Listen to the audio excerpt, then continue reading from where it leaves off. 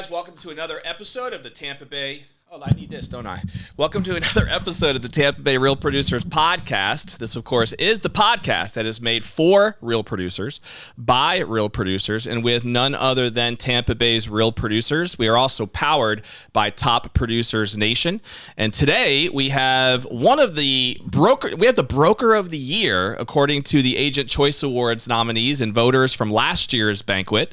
None other than Mr. Frank Albert in the house. How you doing, Frank? Hey, I'm good. Thanks for having me. Yeah, no doubt, man. It's good to have you here. I feel like we should have had you on the show a long time ago, but you've been a staple, I think, of our platform for a while. If you don't recognize Frank, then you probably didn't pay much attention to the December 2023 issue with Frank on the cover in his beautiful red suit, looking bold. We've also had Frank actually featured all the way back. I was looking at it. I think it was our first... It was our first issue ever with Tony Baroni, I think, spotlighted on the cover. Frank was in that issue as well as a rising star at the time. And he's really continued to grow his brand. And we'll dive into all that with Frank here on the podcast. So it's great to have you here, man. Thank you. Let's start a little bit for people who don't know your story, just about like, did you grow up here? If not, how'd you get to Tampa Bay? And eventually, how'd you get interested in real estate? Yeah. So I was born in New Jersey, raised in South Florida. Coconut Creek area. Lived there basically my whole life. Went to UCF in Orlando and then landed in Tampa I got a job at the Hard Rock Hotel and Casino. Yeah. So that kind of brought me here. You already had a passion for numbers before you started doing the casino gig, right? Yeah, a little bit. Not as much for the casino stuff, but I was a poker dealer, so. Yep.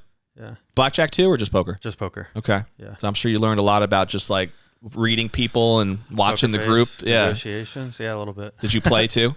Yeah, for sure. You kind of have to play when you're dealing a little bit, just because you're around it so much. Right. How long did you do that? Let's see, 2000, probably like 8 years, roughly. Okay. Started in 2008. That's when I moved to Tampa. Yep. And then how did the bug for real estate get you? So when I moved up here in 2008, the prices of real estate was probably half the price of South Florida. Mm-hmm. So that kind of piqued my interest a lot. That's kind of what made me want to stay here. So I bought a property, and I had a good job at the Hard Rock, so I was making pretty good money. So the goal was just to save up and keep buying investment properties. This was also coincidentally at the bottom of the market, 2009, 10-ish. So I started, trying to buy a property a year, because back then you could buy a house in Newport Richey for $50,000. Right. Remember those? Every time I saved up $10,000, I would buy another property. Mm-hmm. I had a buddy of mine that we were partnering on, and it was just kind of hard to get realtors to respond to $50,000 properties. Sure. So I just decided to get my license just to make it a little bit easier and kind of learn a little bit more, since we were going to be buying so many. Yep. So I did that, and then while working, these were in the just casino, like rentals, right? Short, long-term rentals. Yeah. Yeah. The first one was to live in, and then after that was just long-term rentals. The mortgage was like $300 a month, and then we would rent them out for like $800, $900 a month. It's a good little business. Yeah. And then a lot of people at the Hard Rock at work started wanting to buy, because rates were so low and prices were so low, and they were all making pretty good money. That was kind of the one thing that was a little recession-proof, was the casino industry. Mm. People always people found that money. are addicted to gambling, right? Yeah, they always found money to gamble with. So the money was still good there. So everybody was kind of buying houses, and kind of built up a name within the casino, I would say. Mm-hmm. And then the real estate guy. Yeah, it's the real estate guy. Mm-hmm. And then after probably a year or two of doing both, I said, you know what, maybe I should jump into this a little bit more full time, just to, learn a little bit more and be more of an expert. So I did that. And then I would say I kind of consistently kept cutting back my hours more and more at the Hard Rock for probably much longer than I should have. It probably lasted like 3 or 4 years of just being 2 days a week. It was pretty flexible work schedule, which was great. Were you bringing in like private money through some of these people you were meeting, and then continuing to buy properties, but like setting it up for other investors, or the ones you were buying were for your own portfolio? Yeah, only me and my buddy at the time. Okay. We were buying properties together. Mm-hmm. And then all the other stuff was just retail sales, helping people find homes to live in. Gotcha. Okay. Yeah. So little bit of a different start than some of the other people that we've interviewed, on this show, which is cool, which is why I love, being able to do this. Is you hear so many different ways, that people get into real estate and why they get into real estate and how that's grown, for them over the years. So you were selling just as an investor, building your portfolio, and then also doing some of your own individual, helping with residential retail. And then eventually you had this concept of wanting to kind of establish your own brokerage and then grow a team, right? Was that always from the beginning, or did that happen It started kind of over time, I would say. I was getting pretty busy, and I was at the point where I was about ready to bring on a buyer's agent and start a team. Mm-hmm. And one of my best friends at the time, she was also looking to get into something new. So I told her she should come in and we could kind of partner up. She could join the team. Mm-hmm. And just kind of did that organically. And at the same time, a good buddy of mine also wanted to join the team. So both of them came on board. I kind of did training for both of them at the same time. Mm-hmm. And I think I got lucky with them because they were both like so fantastic of agents. Are they still with you? Yeah, they're both still with me. Okay. Yeah. Is that Courtney? No, Kaylee and Marino. Okay. I don't know if I've met them. Maybe. Yeah. They'll probably come to some events over time. Right. Yeah. So I trained both of them. They were both fantastic. I was also much slower at the time, like compared to what I have on my plate now. So I think I had a lot more time to sit down and train and help, teach from scratch. Yep. And they both, turned out to be fantastic agents. And that's when Frank Albert Realty started. No, we were the Frank Albert A team at the time. Okay. And then shortly after that, maybe a year or two after that, actually, I brought on Chandler. And then another person wanted to join, a good buddy of mine. And coincidentally, at the time, I was kind of starting to do a little bit of commercial real estate. So we focused a lot in the Seminole Heights neighborhood. So I was helping a friend of mine lease out this big commercial building that had multiple units in it. And it was kind of like the hub of Seminole Heights because it had all three really good, like some of the best Seminole Heights restaurants right there in that building. And then I helped lease out the fourth one, which was going to be Mecanita, which was, I knew before they even opened, I knew that it was going to be a huge staple of the community. Yep. And then it left this one office space in the middle, which I just thought would make the perfect real estate office. Even to that day, I didn't really want to be a broker necessarily. Mm-hmm. I was happy with the team setup, but I just didn't want to mess with the remote office of my former brokerage. And, Seminole Heights is it's a small, tight-knit community. So I felt like a bigger name brand wouldn't do as well, like having that name on that, on the sign, basically. So I just kind of decided to switch it to a brokerage and jump in. And why not just name it after yourself? Yeah. And I signed the lease before I even had my broker's license. I just signed it and started renovating it. And I just knew, okay, I have to get my broker's license by the time this is ready to open. Now, were you still buying like single family homes and trying to build up the portfolio as far as long-term rentals during this whole process? So simultaneous to all that whole story, basically, my buddy and I sold the ones that we did have, and I wanted to kind of pivot to multifamily. Mm-hmm. So I wanted to sell the single family house that we were living in and buy a house with a guest house or a duplex or a triplex or something along those lines, because I really, at the time, the goal was to get out of the casino completely and have like a little bit more financial peace of mind before I was just 100% commission based. Mm-hmm. So the goal was to essentially eliminate my mortgage/rent payment. Mm-hmm. So the goal would live in one side, rent out the other. Exactly. Yeah. Okay. So that kind of switched. So we sold off those properties, kind of went solo individually. I found my first house that had a guest house in the back. So I did that, bought that, and then that was kind of the goal, was to eliminate my mortgage payment, which that allowed me to do. Mm-hmm. And then it just allowed me to save up a lot more money faster to be able to buy multifamily, which at that point was the only goal. Cool. I don't think we talked about that before. Doors. So how many units did you get up to on the multifamily space? 27-ish, somewhere around there. How many buildings did that represent? Probably 7. Okay. So like triplexes, some quads. Yeah. What was your biggest building? Do you remember? I you have never went above the residential, so it was all It was four all or less. quads or less. Yeah. Okay, gotcha. Yeah. And that's cool. So do you still have those? I've sold a couple and bought a couple different ones and swapped out and kind of rode the wave of certain ones. And I kind of like to mathematically see which properties are making the most amount of money, and I keep those. And then even if they're great ones, as I build up a lot of equity, if a certain one kind of goes up in value higher than the rest, then I like to cash out on those and kind of redeploy those assets.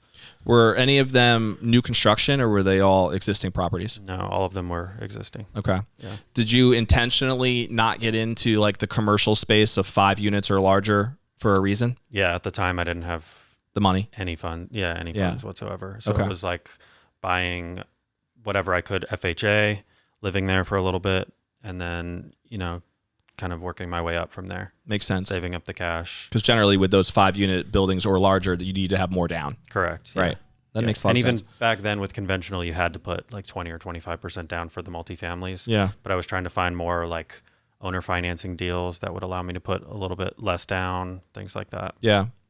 So how did you balance, or even to this day, Frank, talk to us about your balance of, because you're still an investor at heart, at least I view you that way based on our conversations that we've had.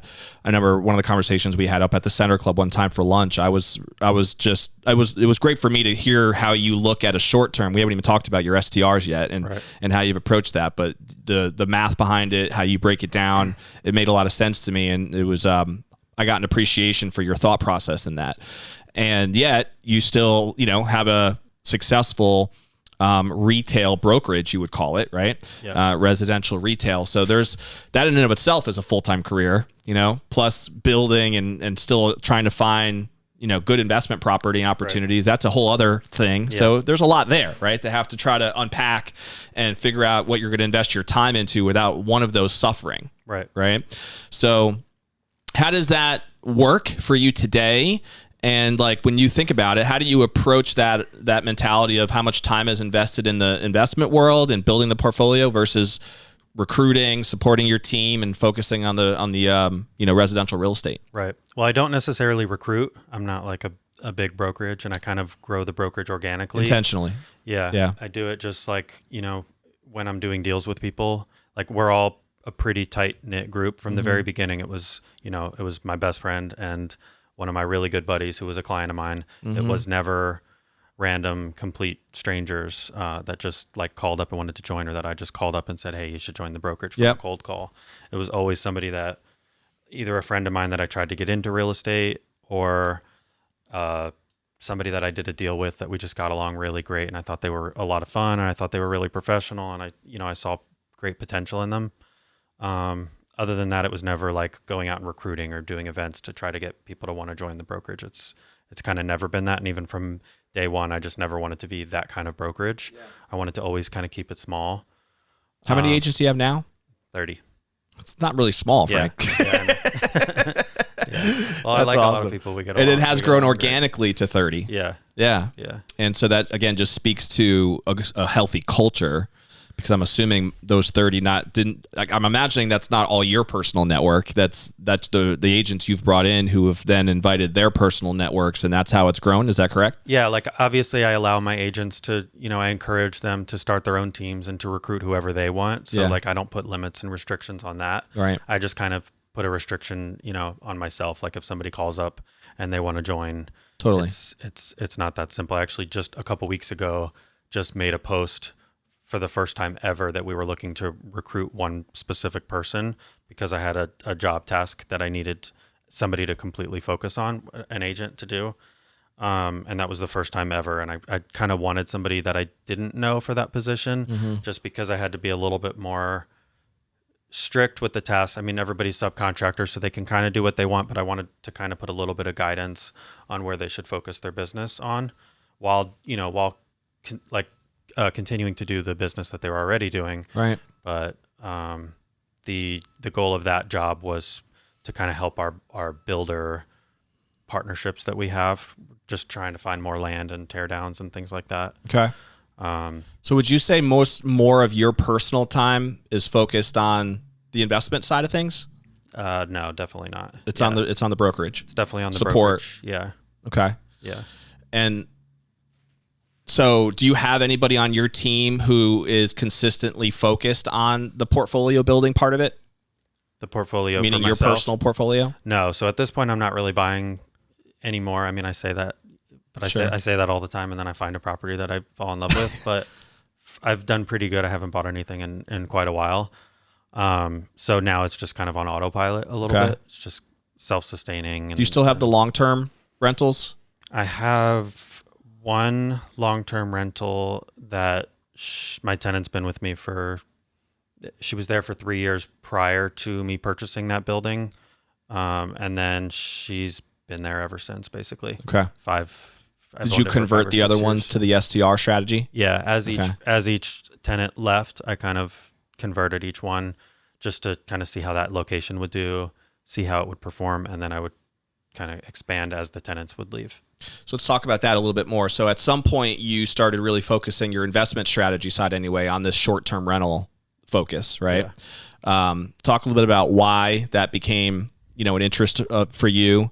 And what are you up to, like 20 something now? I think I remember from our last combo. Yeah, I think 25-ish. 25 STR units. Okay. Yeah. So why was that something that became a focus area for you? And what have you learned about it? What do you love about it? What do you hate about it? How's that worked? So I want to say it started for some reason the year 2015 stands out. I'm terrible at timelines, but I feel like it was 2015. It was my single family house that I lived in, the very first one with the guest house. I had a great tenant in there. She had a lease on the property. And then while that was going on, I bought 2 triplexes. But when her lease ran out, her and I kind of became pretty good friends. She was considering renewing it, and I want to say she was paying like $800 or $900 a month in rent at the time. And I basically said, hey, for like, at the time back in 2015 when rates were 3% or whatever, I said we could find you like an entire house for maybe $200 or $300 more a month, something like that. So, every time I as a realtor, obviously I'm very pro ownership. So I don't know if that makes me a good landlord or not, but every time a tenant's lease is up, you're moving it out into a home. Yeah, I would say, why don't you just buy instead of renting? Yeah. It's a great lead pool, though. Yeah, it was a good lead pool, and then it was good for them. They were happy. I think they really respected that I wasn't just trying to milk rent out of them for a decade, and like actually wanted them to succeed. And especially the people that ended up buying 10 years ago, 9 years ago now, I think are really grateful that they did, because a lot of those people could never afford to buy a home now. Absolutely. With the rates being double, triple what they were. Sitting on some equity at this point. Oh, for sure. Tremendous amount. Yeah. So that's cool. So I did they that. have you to thank for, Frank. Well, yeah. But so that one, timing wise, it was kind of when Airbnb was really starting to gain a little bit of traction, not what it is now, but it was starting to become a little bit more popular. And I just kind of thought maybe this would be a good kind of practice to do. It'll be easier for me to manage because it's right next door to me. If something goes wrong, I'm right here. And if it doesn't work, then I just rent it back out to a long-term tenant. Right. So I did that. I spent like a month or 2 decorating it, furnishing it, getting it ready to go. And then I want to say like the day that the first one was ready to go, one of the hurricanes came. I can't remember which one. And a tree slammed into the roof and destroyed like half the stuff that was in there. Oh, that so sucks. It was not a good first start. Yeah. Is that a sign or what? Yeah. Well, I persevered. I pushed through it. I made it work. And then I think it held me up like 2 or 3 months. I had to redo everything, get it back up and running. And then it took off. And then I just kind of worked my way. Was that on Airbnb? Mm-hmm. Okay. Yeah. And has that been the main platform that you've used for all of your STRs, or do you also utilize others? It was the first that I used. Yeah. And then as I started getting more and more into it and had more units in it, I didn't like that I had such monopoly, like that Airbnb had such monopoly over my business. And I would read in a lot of the Facebook groups, a lot of people that Airbnb would just go in and just deactivate people's accounts and wouldn't give them a reason why. Or sometimes they would get a reason and it would be something ridiculous. Like a guest would see like a Wi-Fi box with the Wi-Fi and take a picture of it and tell Airbnb that it was like a camera spying on them or something. And then Airbnb would just go in and deactivate their account and wouldn't give them any argument to justify it or anything. And I would hear about lawsuits. And so basically I said, I don't want Airbnb to have that much of a power hold over my, short-term rental business. Sure. So I expanded. So what did you expand to? So I use a platform called Guesty. Okay. And they kind of pull in your Airbnb listings essentially, and then they feed it out to essentially all of the big ones now. They consistently add new channels that you can feed it out to. Oh, that's cool. Booking.com, Vrbo, all that. Yep. Yeah. Expedia. Including Airbnb. Correct. Does that Guesty platform also have like a built-in concierge where it communicates on your behalf for helping people check in and go through all the onboarding steps? Yeah, it's an extra service that you pay for, but it's basically it's a team of people that kind of manage your inbox and reply back. And then I'm like 50-50 on if I'm going to continue doing that, just because when there's an issue, like sometimes they're really good at responding to it, but a lot of times that they'll just respond and then they'll reach out to me and let me know the issue. So it's kind of defeating the purpose. Sure. Instead of Aren't you supposed to handle it? Yeah. So instead of me telling them what to tell the guest, I could just be telling the guest and solving it. Right. So I'm kind of undergoing what the new kind of pivot's going to be for that. Gotcha. Is there a reason why I guess I would imagine the reason is just maybe changes in interest rates and you're not seeing, deals. You're not as excited about deals today as you might have been, before, but is that what has slowed you down with wanting to continue growing that, or is there any other reason? No, not necessarily. I just think like when you reach 25 to 30, it's harder to manage, full on business. Right. Yeah. And it can be, like every single one. You're running basically a small hotel. Yeah, essentially. Spread out. But spread out across the city. Right. Right. So it's not that easy. The biggest thing that's been helpful to me has been honestly the cleaning company that I started. A buddy of mine, his mom actually was, when I was much, much smaller scale, like less than 10, she was kind of running all the cleaning and everything for me, her and a friend. And then my buddy and I, who's also an agent at the brokerage, we just kind of sat down with her and we kind of talked to her and asked her what she thought about starting a business and branching out and her helping train people and kind of growing it, because I knew that it was such an integral part of my company that I knew that as Airbnb was blowing up, that everybody else would need something like that. Because like the one thing that was amazing about his mom was that if she was sick, if she didn't feel good, if she had a vacation, no matter what it was, she was there and would get it done or would ensure that somebody did. And a lot of other Airbnb hosts and people that I would speak to, they were constantly like, my cleaner called out. I can't find a cleaner. You need that reliability. Or they have to go, scrub the floors at 10 o'clock in the morning before their guest checks in. Not fun. Yeah. So interesting. You started the cleaning business out of a need because of your STR portfolio. Yeah. Does that cleaning business still really just serve your current SDRs, or do you market that as a cleaning service for anybody now? Correct. Yeah. Okay. Yeah, and that was kind of the goal, was that to get it to not just mine. That way we could hire multiple cleaners. That way Airbnb hosts could not just be relying on just one cleaner. They would have a whole team of people, 10, 15, 20 cleaners that would basically be able to go and clean the property and know exactly how that unit is supposed to look every single time, regardless of who the cleaner is, regardless of where the unit is, to basically just come up with a system. And we have an app for that we use that shows each cleaner where all the, where all the extra toilet paper is, where all the stuff is. And then they can also go in and take pictures if there's any damages when they're there. That way it makes the Airbnb host kind of streamlines their business a little bit. It makes it to where they almost don't need an Airbnb manager. We kind of take off like 60 or 70% of the work. Makes it a little bit easier for them to just kind of handle it themselves. How many cleaners do you have? We have, I want to say around 14 right now. Are they employees or? They're subcontractors. They're all subs, right? Yeah. Okay. So what's the name of the cleaning company again? Clean for Travels. Okay. Yeah. And then, if you don't know, Frank also owns Sublime Staging as another one of his entrepreneurship ventures. And so what was the genesis of starting that company? So I want to say that also started in 2015.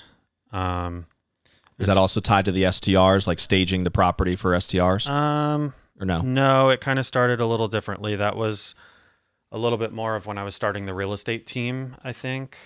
I forget the exact timeline of how that all played out, but I know that personally, just as a realtor going out there and showing houses, I would see a major difference in buyers appreciating the home staging. Yep. And it wasn't very common at the time. There was only a couple stagers back then, maybe two that I like, big ones that I knew of. And I just would get listings and I was like, okay, we definitely need to stage this place. And I would call up the staging companies and they were either booked out 3 weeks and couldn't get to me in time, or they would do it and then they just the customer service was lacking dramatically. I was getting complaints multiple times about the customer service side of things. And then the biggest thing that made me think, okay, I should start a business out of this was when I had this one guy who wasn't completely sold on staging, and she said, well, just tell him he could pay half and then he could pay the other half after, if that helps convince him. And I said, okay. So I did it and that worked, and that got me to be able to convince him to do it. He saw it, he loved it. We sold the house. He paid her the second half and it worked out great. And then maybe 3 or 4 weeks later, I had another listing and I called up the same stager and I was like, hey, I got another client. I told them about the same deal that you offered last time. They're ready to go. And she's like, oh no, I can't do that again. And I'm like, well, I already kind of pitched it. Can you just do it this one more time and then I won't pitch it again? And she's like, no, I can't do it. So that's when I said, okay, let me just pay for it because I know it's going to help me as a realtor sell the house a little bit quicker. Yeah. So I did that. And then from there, I was like, man, it just makes no sense why, like if you're staging this many houses and you have this good of a business, why can't you float $2 or $3 grand for 2 months until this place sells? So I just kind of thought that seems like a good niche because like I have a need for it. That's kind of how all my So is that the model you kind of approach now? Generally what you do with Sublime is float a little bit of it. We offer it. Yeah, we offer it now. But that was the reason that started the company. Yeah. Since then we've gotten stiffed a couple times from people that just refuse to pay at the end, and you know it kind of happens. It's the cost of doing business, I guess. But yeah, so that's kind of what started the company, and then it's just grown from there. Interesting. So, any other businesses that I don't know about? I think that's it. Of the ones you have, just to recap, so Frank, I don't know what you would call your investment portfolio, but that is a business, right, in and of itself. Then you have, of course, Frank Albert Realty, which is your brokerage. Clean for Travels is the cleaning company. Sublime Staging is the staging company. Is your heart in one of those? I don't know if you want to ever say that. It's like you love them all, I'm sure. But do you have one where you feel like that you're really passionate about for a specific reason? I mean, my heart's in all of them, definitely. The biggest one I think is definitely the brokerage, just because of the people relationship that I have with clients and my agents specifically. But in my head, I have like 4 different personalities that are constantly doing different tasks between each of the 4 businesses.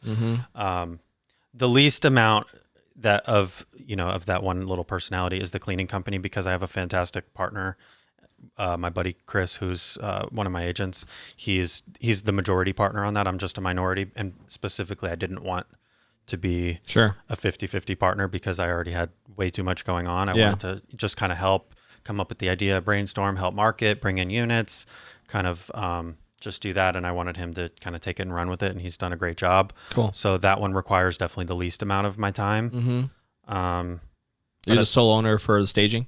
Yeah. So well, I just basically gave one of my employees a minority partnership as a reward for being a great worker. Cool.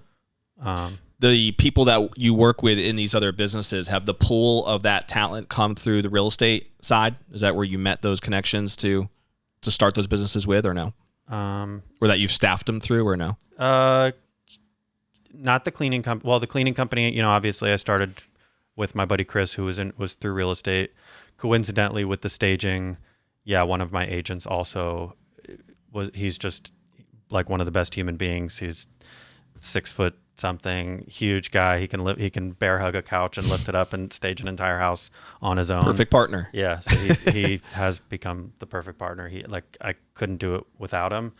And, I started the staging company by myself.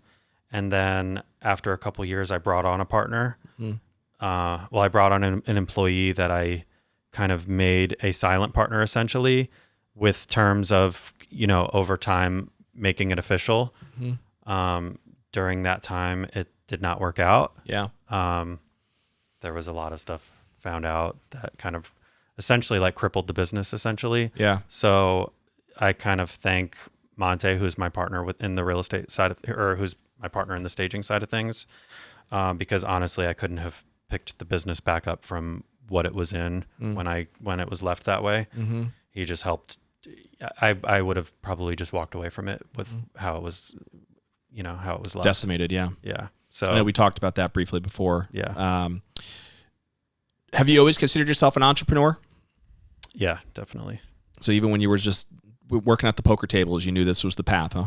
Yeah. Well, even as let's see, I got suspended from school from selling candy and emptying out my backpack and stuffing bags of chips in my backpack and selling them. My mom would take me to Costco to buy them in bulk, and then I would bring them to school and I would sell them for $1. I was buying them for You're one of those 30 kids. cents. Yeah. It's funny. You always hear that story or something similar, right? When you're talking or interviewing entrepreneurs, or you hear them on podcasts and stuff. It's always some buying and selling element when they were a school child that they got it from, right? Yep. Always. Yeah. And then from there, I started like a flyer delivery business for local businesses. I would go door knock local businesses, and I think I was maybe 12 or 13, something like that. Yeah. And then would go to Office Depot and print out the flyers and then hand them out outside of Publix or stick them on people's doors. Yep. For companies.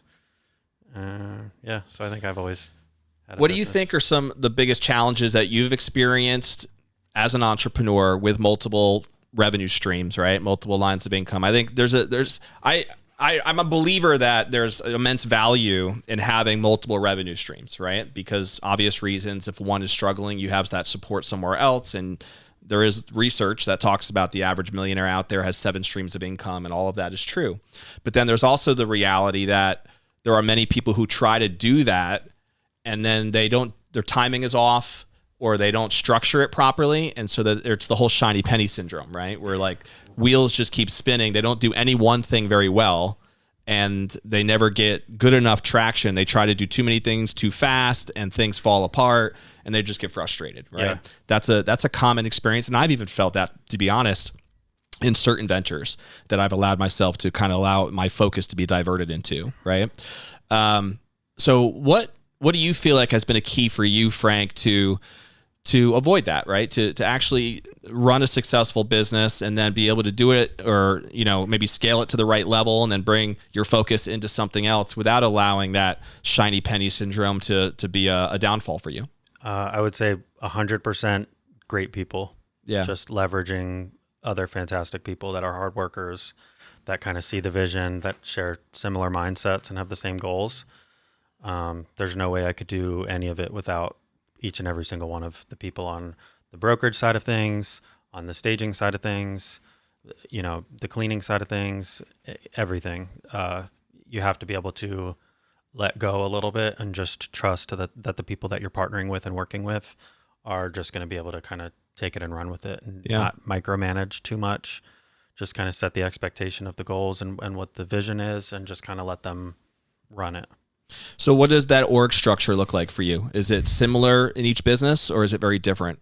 As far as like hours? Your people. So like when you look at each business, do you have like an operator? The way I think about it is that you need to have, every business needs an operator, right? Somebody who's going to be, the buck stops with me as the operator of making sure that the operations are done successfully and executed. That many times is not the entrepreneur, right? Not the CEO necessarily. But without that person, nothing gets done. It's just all thinking and vision and no actual execution, right? So does each one of your businesses have that person, an operator in place that's your kind of, because I view you as the visionary, right? And I could be wrong. I think you've obviously operated probably in every seat at times, but I don't really view you as the operator. of any of those businesses, but please correct me if I'm wrong. Yeah, I am. Yeah. You are the operator. Well, not the cleaning company. Chris definitely takes that and runs with it. And to an extent with the staging, a lot of the client communications and scheduling and things like that, I'm still definitely the operator. But as far as in the field, it's definitely my recent partner, but longtime employee now. Yep. He's like, I'm more of the behind the scenes guy, and he's more in the field actually getting the stuff done. Okay. So, and then for the cleaning or for the staging company, for your brokerage, you would consider yourself the main operator? Yeah. Well, staging is me and him, I would say. And then for the brokerage, definitely me. Yeah. You. Okay.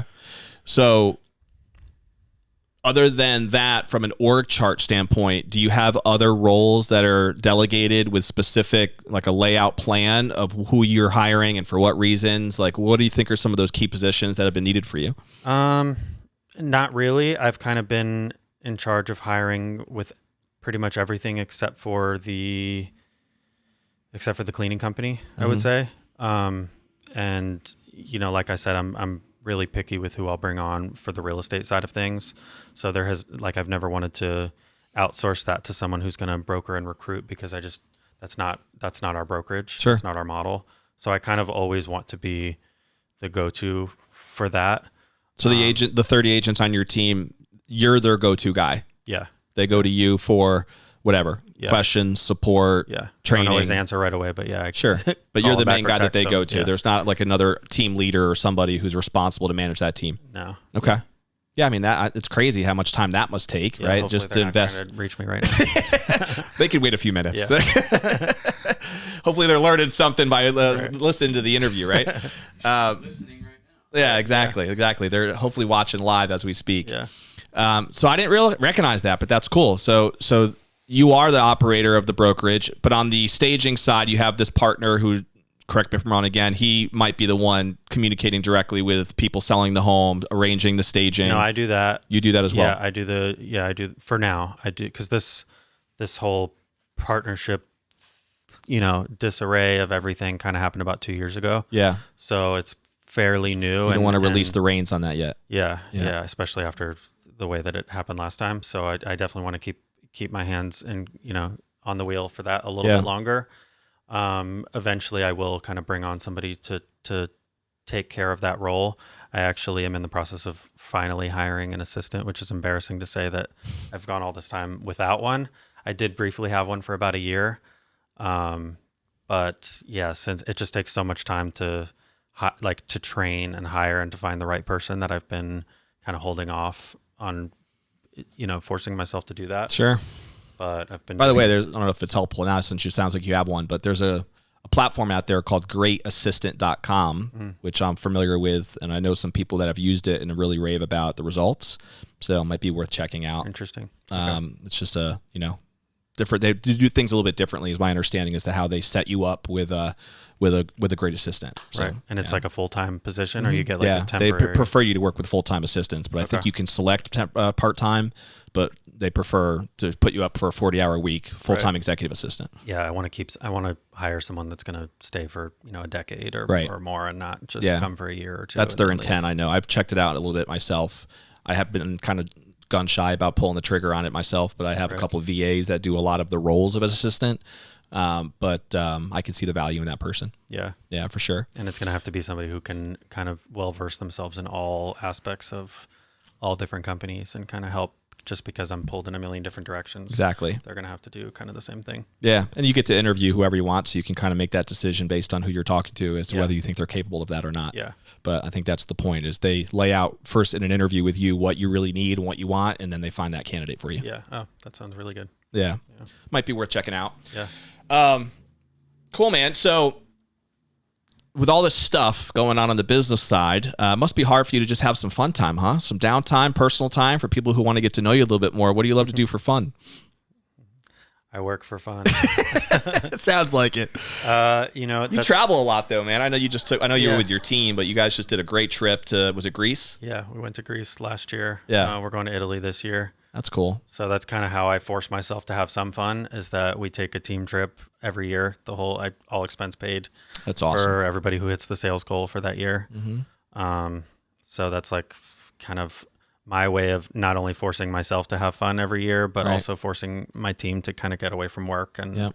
and focus on having a good time. And These aren't like sightseeing. local trips to like, Honeymoon Island or something. Like this is like No, yeah. exotic. Yeah. I don't know what the budget was on that trip to Greece, but I'm sure it a lot, wasn't. yeah. I'm sure it wasn't cheap. Yeah. So that Italy's sounds like an gonna awesome be- trip. Italy's going to be even more. But I mean, I think the most basic one that we've did was the Keys, and we did the cruise that they do from Fort Myers down, like Yeah. the day cruise. Yeah. And then we were down in the Keys for, I don't remember, 4 or 5 days, something like that. And I'm trying to remember why we just did the Keys. I want to say it was like during COVID-ish to where we couldn't travel outside of the country or do something a little bit bigger. Right. Yeah, That makes sense. Yeah. Probably was. Yeah, nothing local. It was tough to travel to Europe during that time frame. Yeah, They were locking down on everything, right? yeah. And like my big goal has always been Japan. Mm. So next year is going to be Japan. Nice. So Can I join the team just for like a week? Yeah. Just got to sell enough volume. What was the quota to hit it last year? Last year was 5 million. Okay. Which actually, since the brokerage has kind of been started, the goal was always like you have to do at least 5 million to join. Yeah. And then you have to do 5 million that year in order to go on the team trip. Okay. Basically, so that everybody got to go on the trip. But obviously, stuff happens in life. Sometimes I'm not anyone's boss. I'm just the broker. So Yeah. sometimes people take 6 months off, a year off. Totally. They just want to lay back and kind of coast. Mm-hmm. So, it's not like I fire agents or anything like that. Right. As long as, Sometimes they fire themselves, right? Right. Yeah. Well, our agent retainment is like probably unusually high, I think. Mm-hmm. I've only had to get rid of like 1 or 2 agents ever. And I think the only agents that have ever left is to go start their own brokerage. And we're still really, really good friends. And I kind of help them give my advice as needed to Yeah, it's to impressive. start. Even But- we were talking off camera, we have this elite agent mastermind that we put together this year, and there's some pretty big team builders in that group, Andrew Duncan, Joe Cicero, Jeffrey Borum, and they were talking through in some of their presentations what their ratios are right now from recruiting to sticking with agents that are producing. And I'm curious, what are they? I've never looked into Well, that. you have to talk to them, man. It's not really my place. But I mean, it was they probably high? like 1 in 4 was pretty average. 1 in 4 stays? Yep. 1 in 4 retains over the course of a year. Wow. That probably varies. I think what they're finding right now is maybe a little bit different than what they were finding a couple of years ago, but just based on where things are at. Yeah. So, and the fact that you haven't experienced that, again, speaks to some differences possibly in culture and other things that are going on over there. Right. I'm sure if I was just hiring, anybody that we didn't have a good relationship Right. with, I'm It sure would be it would similar. probably be similar. Yeah. Maybe not. But yeah, I think just that that I take the time to be a little bit pickier with who I'm going to bring on board, I think makes a big difference. Yeah, no, that does make a lot of sense for sure. But it's impressive to me that your team isn't small yet. Like you've taken that approach, right, to be able to still scale, which speaks to you have to have good retention if you're going to grow. Right. In Well, any when way. I started, it was going to be 10 agents max. That was what I said. Was Yeah. 10, and then that's it. And then those 10 could recruit and hire buyer's agents and grow their teams within the brokerage. And then that just kind of got changed. carried away. Yeah. Yeah, I get it. Over time, especially at the Hard Rock, just because, I really respect and love the job that I had there as far as the scheduling is concerned and the money. It allowed me basically 100% of my success I attribute to the flexibility that job gave me. But at the same time, I just absolutely hated the physical job of it. Yeah. And so as I was kind of getting out and as I got out, What did you hate the most? The hours or just being there at that time or? No, the hours didn't bother me because I was always I still am a night owl. So that didn't bother me, but really just the people, honestly, the guests, like not all of them, but the vast majority of them were people that were not in a good mood. They were losing money. Yeah. They were throwing cards at you, throwing money at you, cursing at you, complaining about you. It's just, And sucks. you can't say anything back, right? Yeah. Well, I mean, you can, but you got to be careful how you do it. Sure. Otherwise you won't be there very long. Sure. But yeah, I mean, that just just being forced to sit there while people are just like complaining about you. Like Yeah, you it's gotta be dealt tough. me another bad hand. It just kind of Yeah. eats away at your soul over 8 years. Yeah, I don't think I'd have the patience for that. I would snap pretty quickly. Yeah. Mhm. Yeah. No, I've thought about going back to just as like, just to put some people in their place. Yeah, I can imagine. That would be funny. It'd be like that boiler. What's that movie, Boiler Room, where you just take your watch off and throw it on the table. Oh, I didn't see You know that. what I'm talking about? Oh, No. you gotta check that out sometime. Okay, I'll watch it. Boiler Room. Yeah, or it's not his watch. I think he throws his BMW keys or something around the table because he wanted to send a message to the people that were there as to like who he is now in this moment. When he's playing poker. No, it wasn't poker okay. at all. It was a business movie, but Okay. it was the concept of being able to show them who you are now at this point. Right. Well, no, I wouldn't do that, but I would just like talk. I would, like you said, I would probably talk back. Yes. Much more than I would have if like when I was desperately in need of that job. Yeah. No, Just it to makes kind of teach sense. some people like, hey, you're talking to another human. Don't you got to treat people with respect. Totally. And They forget that when they're losing money at the poker table, I would imagine. For sure. All right, let's put a bow on a couple quick things. So we talked a little bit already about, some of the trips that you guys take from a personal side of things. It doesn't sound like there's a ton that you're able to do outside of business from a standpoint of having fun. But do you have a favorite book or author or seminar even that you've attended that you feel like has made a big impact on you personally or professionally? I would say I have two, which I know that on past podcasts of yours, I know that one of them recently someone mentioned. So I kind of feel kind of corny saying the same one, but The Secret is a big one for me. Okay. And then I think that the Keller Williams Real Estate Millionaire or Millionaire Real Estate Agent, I think is a fantastic That might be the book. most popular one actually that's come up, Rob. Oh, Don't you really? think? Yeah, there's been a lot. I mean, I think for good reason. The Yeah. book is kind of a training manual, for any agent to go from zero to $1 million agent. Yeah, and Just I read follow that while I was taking my first real estate class 14 years ago or 13 years ago. I don't know. Yep. When I got my license, but Yep. Yeah, no doubt. Do you have a favorite TV show or movie? too many. Way too many. Of all time TV Sure. shows? Probably Dexter, Lost. No like cool business one. You're into or the anything adventure like ones, that. huh? Yeah, I like adventure and a little bit of sci-fi. Yeah. Gotcha. Okay. Favorite food? Again, too many. I'm a foodie. You're in Tampa, so there's plenty of that's options another here. that's another business actually that I forgot. You have a restaurant? Not a restaurant, but a food blog that's kind of morphing into a business Is very that right? quickly. You Yeah. monetized it already? It's to the point where when we go, we don't pay for food anymore. That's cool. I try to at some places. You just like review restaurants? Yeah, we do videos and stuff. It's Travel Tampa on Instagram. Okay. And yeah, so we've gotten a lot of invites to places like for grand openings or just places that want to feature. Yeah. But never ends, Frank. Never ends. Yeah. That's kind of like, I guess that's my hobby. That one, it's morphed into a business, but that started as just as a hobby page. Yeah. If I had to pick like two foods, I'd say probably pasta and seafood or sushi. And I know that you have a lot, or I don't know if a lot's the right word, but you do parties at your house fairly regularly, right? That I've seen people invited to, whether that's just close friends or people from the brokerage or whatever. So it seems like you like that entertainment lifestyle. Yeah, I forgot about that. I do some stuff for fun, I guess. Yeah, that counts. Yeah. I think that contributes. Yeah. All right, man. So we'll end with this.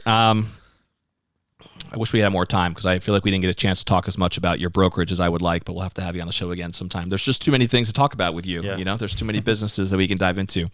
But thinking about what type of legacy you might want to leave, which I always find this question fascinating to get you to think about what you'd want to be most remembered for.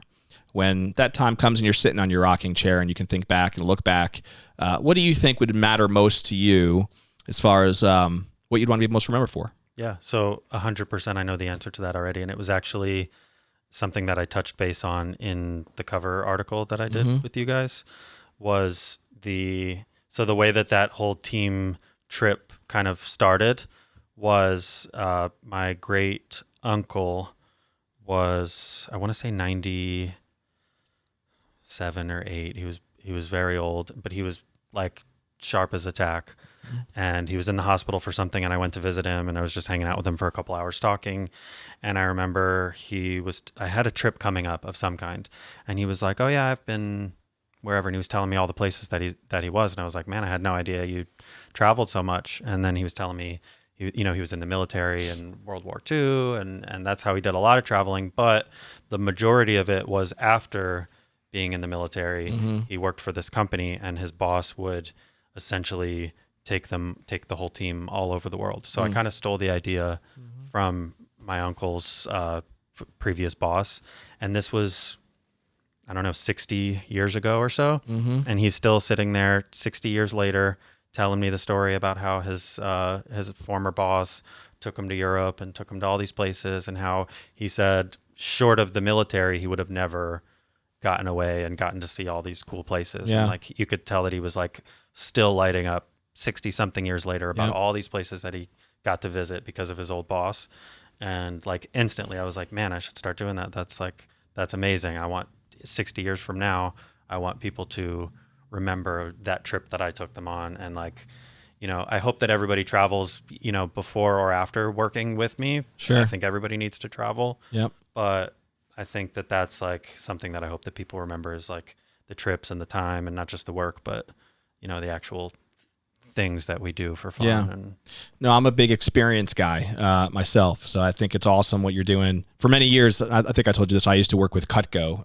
That was my business prior to getting started with Real Producers, and that's what they do too. They have an annual trip. They do multiple, but they have this one big annual trip where they take all of their top producers to exotic places all over the world. And I had a pleasure of going to Prague, and that's when I went to Italy, and places like England, and cruises, and Hawaii, and all these different places. And it was all in my 20s, during that time frame. And those are the things I actually missed the most, more than anything work related. Right. When I was doing those years with Cutco, was the traveling and the trips and what that exposes you to. And I think there's something really magical about just being able to be in a different culture, spending that time, and the memories that's created from that. You just never forget it. So I applaud you for doing that for your organization, because I think it's probably impacts in a way that you won't even necessarily recognize right away. But as years go by and you continue the relationships you've already developed, and even if people end up leaving your organization, they're never going to forget that. So it's pretty powerful. It's really cool stuff. Thanks. So we'll have to do something with we have a brand that you've heard me maybe mention called Top Producers Nation that we're getting launched here, which will be tied into Real Producers. And maybe we'll have to figure out some traveling kicks to be able to pull that off. I was going to say, you could probably figure out some way of incorporating some travel in. Yeah, without a doubt. We'd have to talk more about that. I can pick your brain on that. That would be a lot of fun. Sublime could sponsor a trip. Hey, let's talk it through. I'm down.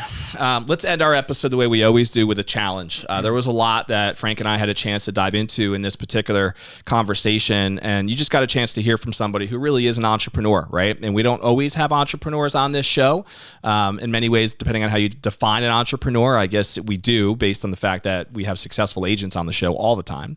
But Frank, I would say, is a unique entrepreneur in the way that he's been successful in multiple businesses, including, of course, real estate. And hopefully you got some nuggets into his mindset today as we went through the interview. So is there one thing that you can take from this conversation that's going to propel you forward? Maybe you're somebody who's been debating or even struggling with starting up another business, or thinking about another stream of income, or wanting to invest in short-term rentals, or wanting to figure out a way to even support your brokerage at a different level. Maybe you love Frank's trip idea, right? And think that's something you might want to incorporate into your own life, or your business, or your team, or whatever it might be. Take an action step. Maybe it's something like you just want to pick Frank's brain on something and have a call with Frank so you can learn a little bit more. And if somebody wants to reach out to you, what's the best way for them to do that? I'd say definitely frankalbertrealty.com would be the main one for anything real estate related. Sublimestaging.com for anything staging related. And then any Airbnb related questions, you could probably call me through the Frank Albert Realty line. Very cool. We'll have that up on our description and stuff as well. But commit to taking an action step today, so that way the time that you invested in this podcast will be worth it. because without that, you're going to forget the majority of everything that you were inspired to consider when we were having our conversation here today. If you don't already subscribe to our podcast, just click that button. That way you're notified every time a new episode comes out, so you can see what the next ones will be. You can follow us, of course, on all of our platforms, TampaBayRealProducers.com, Facebook, Instagram, YouTube channel, and of course, coming is our launch of Top Producers Nation, where we interview and provide consulting and content for top producers all over the United States. So we will see you later, and have a great day. Check you later. Bye. Hi, I'm Mary Lobdell, co-owner of A Radiant Property Inspection. We have been in the Tampa Bay St. Pete area for 10 years now, and I will tell you that the last 4 years have been absolutely amazing as partners with Tampa Bay Real Producers. We have such relationships thanks to Don Hill and the whole team here, and I would encourage anyone who wants to be a part of a good organization to come join Tampa Bay Real Producers.